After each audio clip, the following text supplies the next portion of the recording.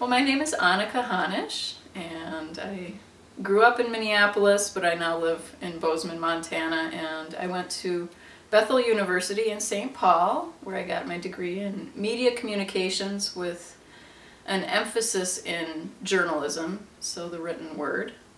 Also studied radio, video, a little bit of graphic design as well. So I actually started freelancing in 2003. That was about 5 years after graduating. And I initially began in graphic design because I believed, as most people say, most sensible people advise young people, you can't make a living on writing. So even though writing was my passion, I started freelancing as a graphic designer, working with small businesses here in Minneapolis, and then moved to Montana and began freelancing there. Actually began freelancing there fairly by accident. I was interviewing for full-time work and was told repeatedly in this small town that I was overqualified, but then they would ask if they could keep in touch with me on a consultant basis as a graphic designer and editor. So within 6 such rejections, didn't get the full-time job, but wound up working with the person who did get the full-time job. Typically they were secretarial type positions, and then I came in as a consultant with more design skill and then editing and a little bit of writing as well. So newsletters, brochures, event, collateral materials, that kind of thing. So that was the beginning of my freelance journey. The full-time freelancing really began, like I said, by accident. So by 2005, I had decided I really wanted to make writing my primary focus and phase out the graphic design. If only because at the time I had discovered I was getting incredible carpal tunnel from the mouse work of graphic design, whereas sitting typing was a little more balanced and a little easier on my wrists. So beyond that, I just enjoyed the writing more. I enjoyed the creative process of writing quite a bit more than the visual medium. So I took a temporary gig at a marketing agency in Little Bozeman, Montana as a copywriter. I knew I needed to learn some basic agency process just to refine my own process as far as crafting written product. I did have the goal of making my bread and butter off commercial writing.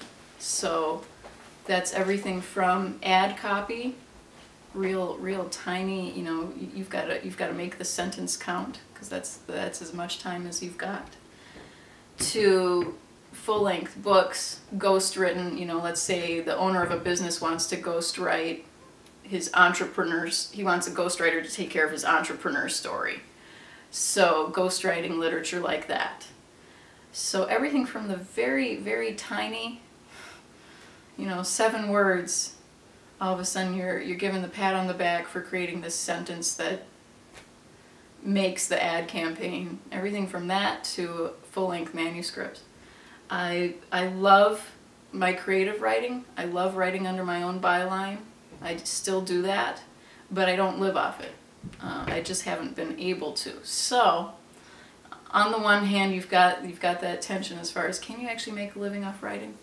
Yes, you can, but sometimes you have to be willing to do forms of writing that are a little more commercial, at least in the beginning of your career. It's pretty rare that a young writer will write a full-length manuscript and wind up publishing a bestseller right out of the starting blocks. So, and ghostwriting isn't bad. I find it is very creative. It's fantastic to write in other people's voices. There's a lot of honing your own voice that happens during that time.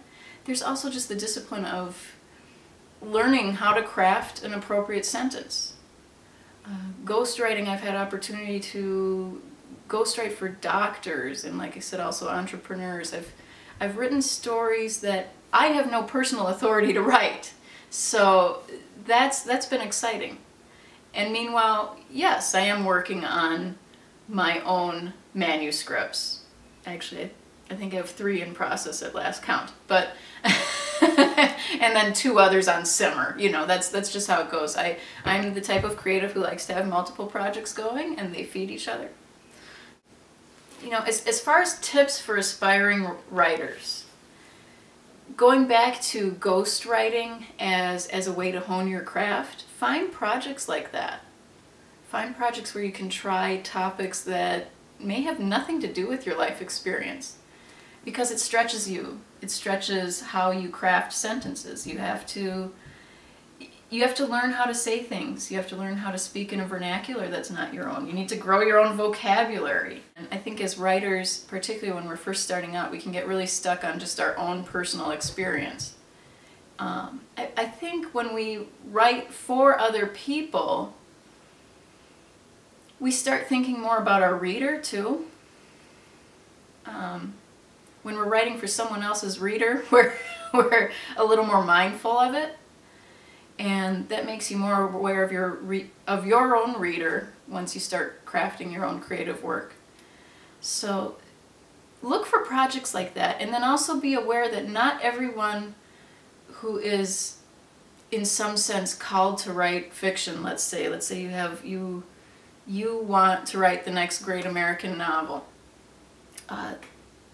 You might not be called to necessarily write for an agency as your day job. I have found that for young writers, there's a lot of experimentation as far as creating a healthy writing life. Sometimes it means writing full-time, finding some commercial avenue, whether it's journalism or copywriting or public relations. Some writers need to be writing during the day while they moonlight to write that next great American novel. But some find that absolutely doesn't work. They find that instead of enhancing their word count, that practice actually takes away from their word count, takes away from their creative energy, and they have nothing to give. So I know plenty of writers who find they absolutely have to have some sort of kinesthetic physical day job, or just something, a job that has nothing to do with writing.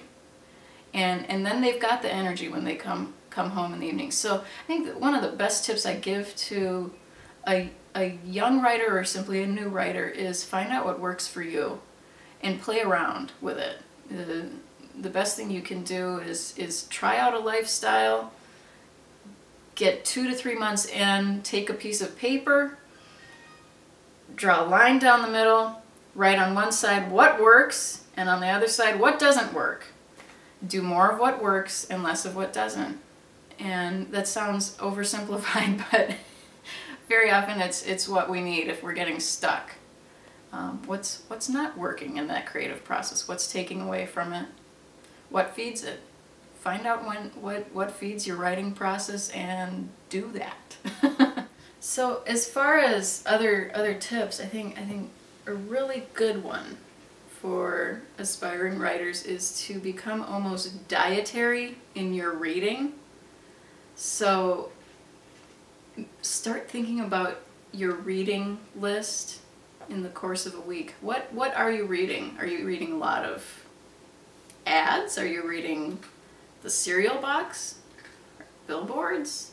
Okay, are you reading magazines? What magazines are you reading? What books are you reading? Realize that all of that heads into your brain and burrows into your subconscious and it will eventually begin to command your voice. So for better or for worse, really, so I think, beginning writers often read a lot of, well, in our day, Anne Lamott, and you have freshman writers reading Anne Lamott, and then all of a sudden all their essays sound like her. That's a common one because she has a very dominant voice, very specific voice. But if you're heading into issues with certain creative writing coming up cliche or dry, start looking at your reading diet, because what you're putting into your brain is going to come out and affect your voice. So start reading the type of writer that you want to aspire to. Read that literature.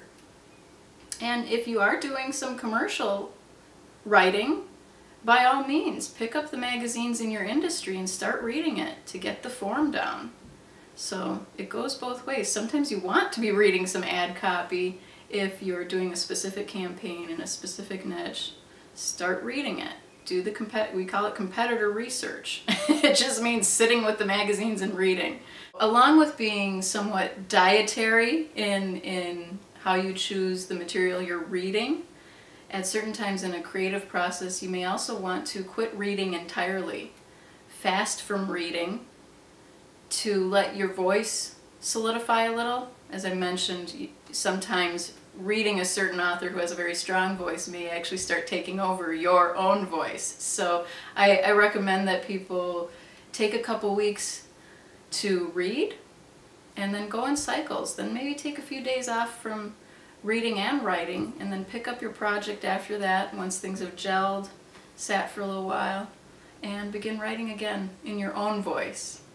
But you're also taking into account some of the things you've learned from that writer, that great author that really became your mentor while you were reading.